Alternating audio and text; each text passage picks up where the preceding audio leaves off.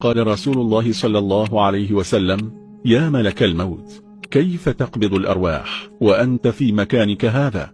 قال: إن الله أمكنني من ذلك، وسخر لي من الملائكة 5000 أفرقهم في الأرض، فإذا بلغ العبد أجله واستوفى رزقه وانقضت مدة حياته أرسلت له 40 ملكا يعالجون روحه، فينزعونها من العروق والعصب واللحم والدم، ويقبضونها من رؤوس أظافره حتى تصل إلى الركب، ثم يريحون الميت ساعة، ثم يجذبونها إلى السرة، ثم يريحونه ساعة، ثم يجذبونها إلى الحلقوم فتقع في الغرغرة، فأتناولها وأسلها كما تسل الشعرة من العجين، فإذا انفصلت من الجسد جمدت العينان وشخصتا، لأنهما يتبعان الروح، فأقبضها بإحدى حربتي هاتين، وإذا بيده حربة من النور وحربة سخط. فقال النبي صلى الله عليه وسلم: وكيف تعرف حضر أجل العبد أم لم يحضر؟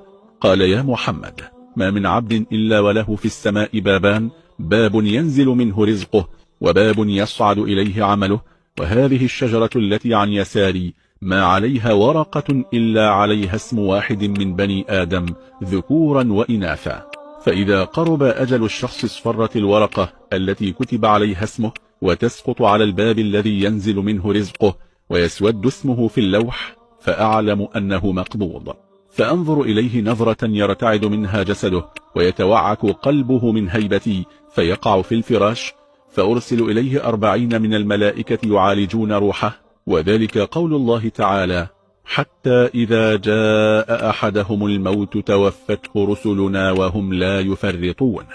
قلت: يا أخي يا ملك الموت، أرني صورتك التي خلقك الله عليها وتقبض فيها الأرواح. قال: يا رسول الله، لا تستطيع النظر إليها. فقال صلى الله عليه وسلم: أقسمت عليك إلا فعلت. وإذا بالنداء من العلي الأعلى: لا تخالف حبيبي محمدا. فعند ذلك تجلى ملك الموت في الصورة التي يقبض فيها الأرواح. قال النبي صلى الله عليه وسلم: فلما نظر ملك الموت إلي وجدت الدنيا بين يديه كالدرهم بين يدي أحدكم يقلبه كيف يشاء، ارتعد قلبي ورجف منه، فوضع جبريل يده على صدري فرجعت روحي إلي وعقلي، فقال جبريل: يا محمد، ما بعد القبر إلا ظلمة القبر ووحشته.